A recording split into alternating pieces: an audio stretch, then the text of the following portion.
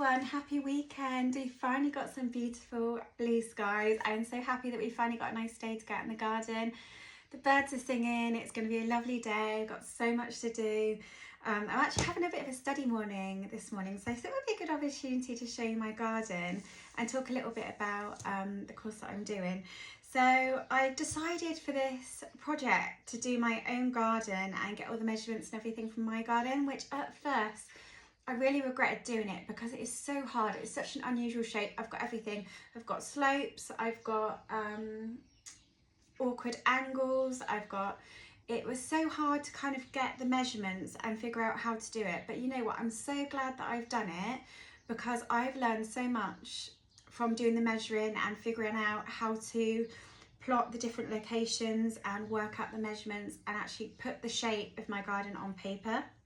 If you can do it, I'd actually really recommend it. Obviously use a normal tape measure or get yourself a like a longer one, which is just like a tape, and then do it that way, because once you've got it on paper it makes everything so much easier. And it's funny because in terms of like from a garden design perspective, my garden is so flawed, and one day I am going to get a new patio and we will make changes because I want to open up the play area.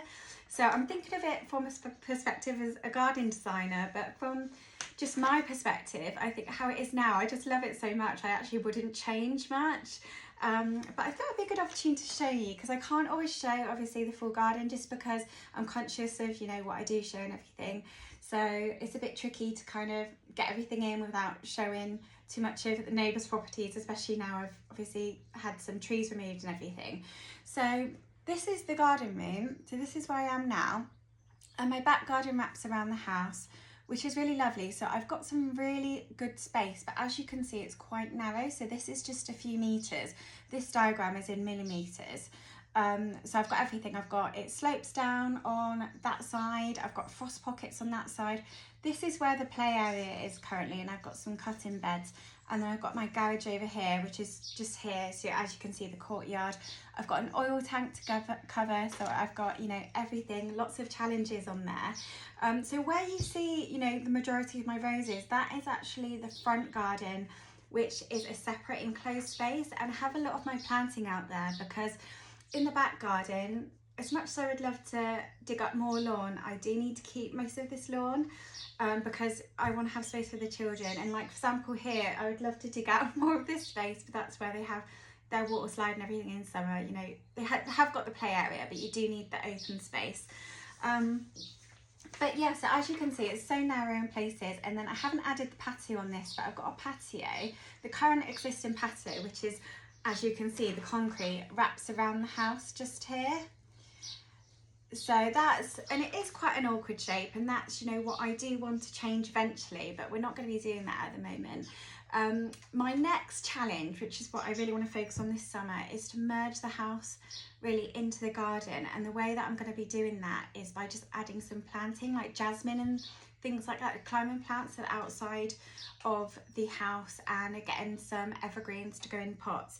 But yeah, I thought that would just be a good way to show you. But I would definitely say, you know, if your garden, especially if your garden is an awkward shape, think about drawing it and measuring it and plotting it down on paper, because it really does make you think from a different perspective. And the next stage would be to do like a bubble chart. And the funny thing is with my garden, because I was such a new gardener, I jumped straight in and just added roses. So now I've done this, I realised that it was a mistake to do that. And the first thing to do if you're starting a garden from scratch would be, first of all, to look at your evergreen structure and look at privacy.